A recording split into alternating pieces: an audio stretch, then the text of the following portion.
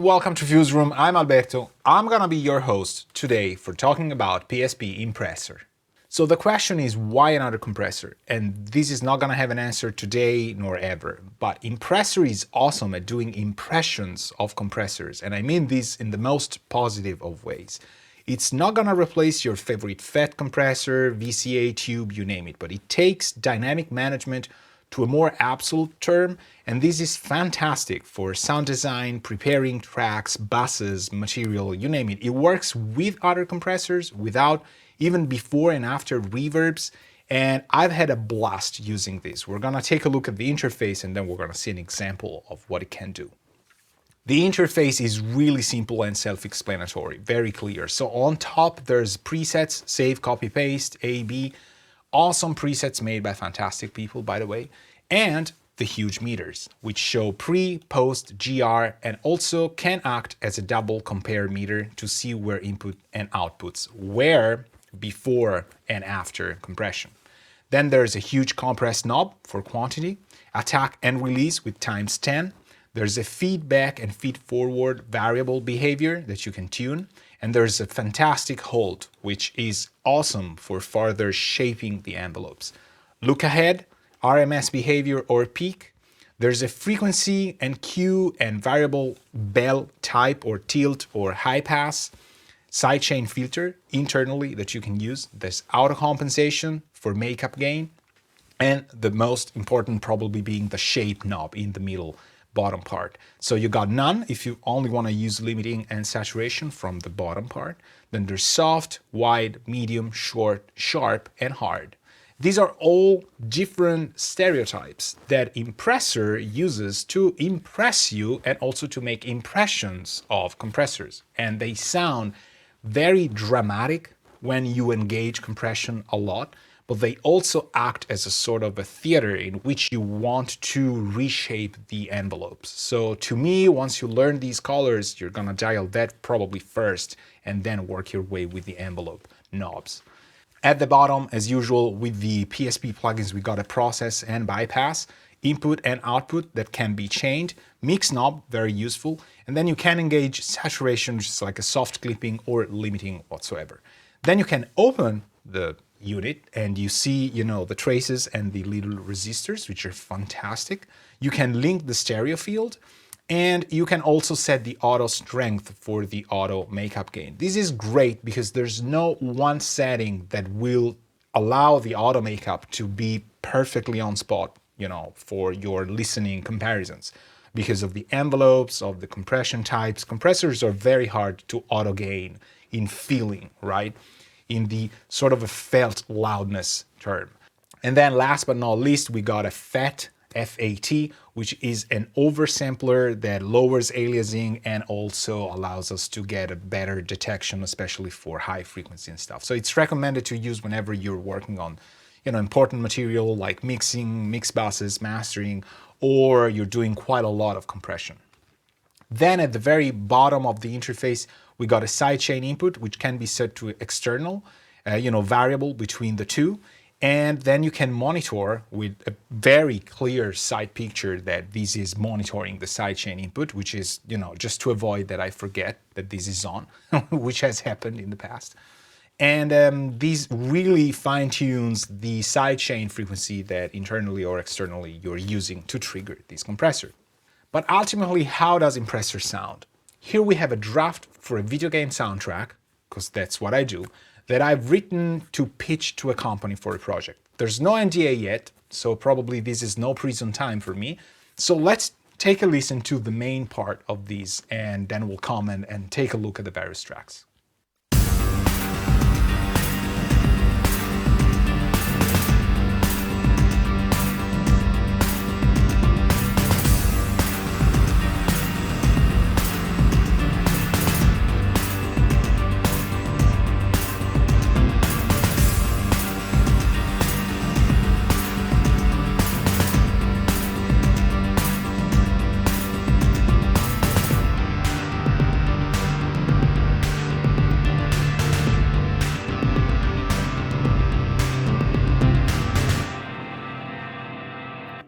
Right, so this draft is in the science fiction, cyberpunk, post-apocalyptic, post-rock, breakbeats, you name it, techno, world music, I don't even know. But that's kind of the style of music I write, and I've been writing for quite a while. But this project has a specific sort of request from the company that was that a lot of stuff had to sound kind of old school and a little bit claustrophobic. And I remember saying like, it has to sound like it's always in a metal tank somehow. Or in a very thick atmosphere of a futuristic bar or whatever, right? So let's take a look at the various tracks. I want to start from the kits. So this kit has Impressor twice, for example. So initially it would sound like this.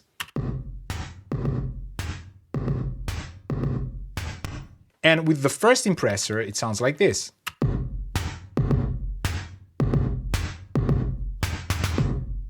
Not doing much, right? Just handling the balance and sort of compressing it. With the second one, it sounds like this.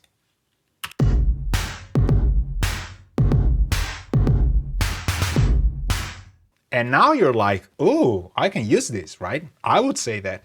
So let's try it without and with.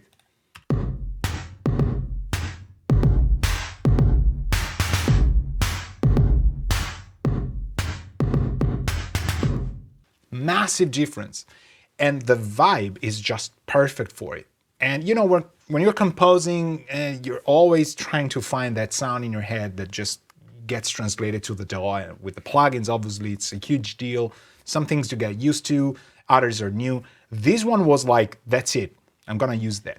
Kit number 2 is another fantastic example. It has a basic kit, like the cheapest drum kit you could ever get, blown to pieces by Impressor, going into a 2445, which is a plugin made by PSP again, and it's an awesome, awesome reverb. And this nails down the tone and vibe of these metally, cheap, old school cyberpunk kind of vibe. So let's hear it without PSP, Impressor, and then with the 2445.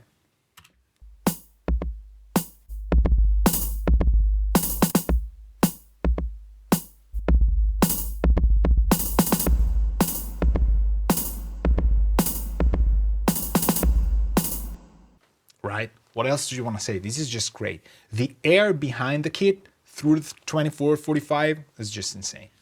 The additional drum tracks have Impressor, but they don't change that much. Let's listen to all 4 of them. It's hats, claps, hat 1 and 2, without Impressor, and then with.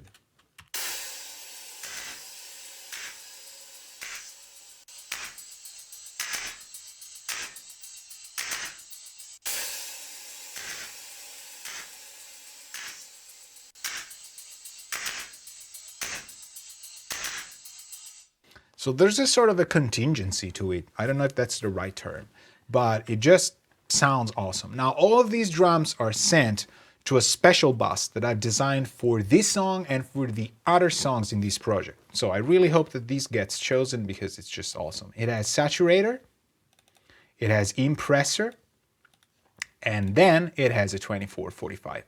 So what I'm gonna do is I'm gonna have you listen to the drum kit in its entirety, without these bass, and then with. So let's start with the bass at minus infinite, and then I'm gonna bring it up. Hear what it does.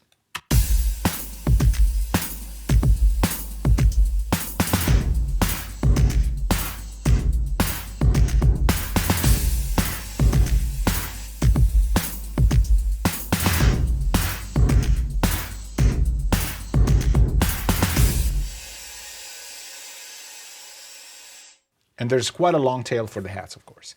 It just sounds overwhelmingly cool. It has that bounce back sort of slap delay that is not classic, but it's more futuristic somehow, post-apocalyptic. I call it a dystopian slap, which makes no sense at all, obviously. All right, now the synth tracks. Now there's a couple ARPs that have Impressor, so let's take a listen to them. This is just an amplifier, a guitar amp sim into Impressor, so without and with.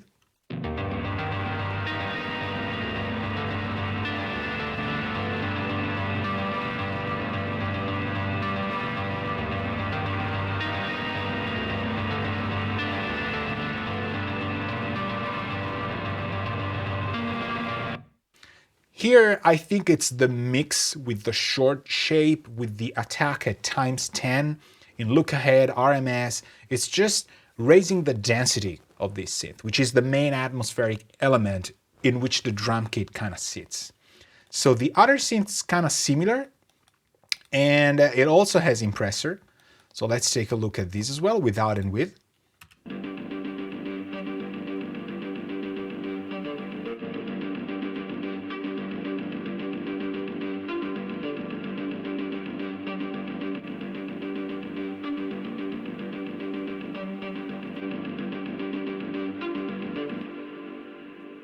As you notice, the parameters are pretty much the same as the ones we had before in the other synth ARP, but as a composer, I just cannot stress enough how much time we spend on the synthesizers, in my case, to fine-tune the patches.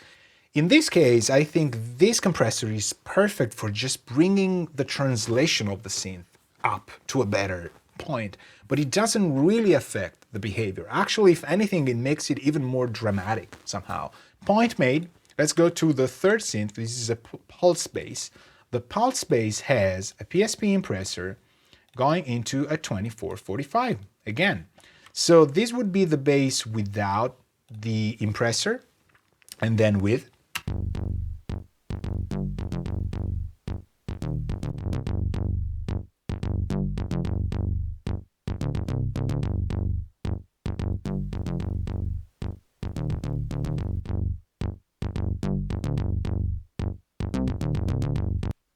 And again, not much of a difference, right? So we have two extremes sometimes. Gentle dynamic control to bring it, up front in the mix or make it a little bit more dense. And on the kits, we've seen dramatic, changes. So both things are done really, really well. And this would be without the reverb and then with.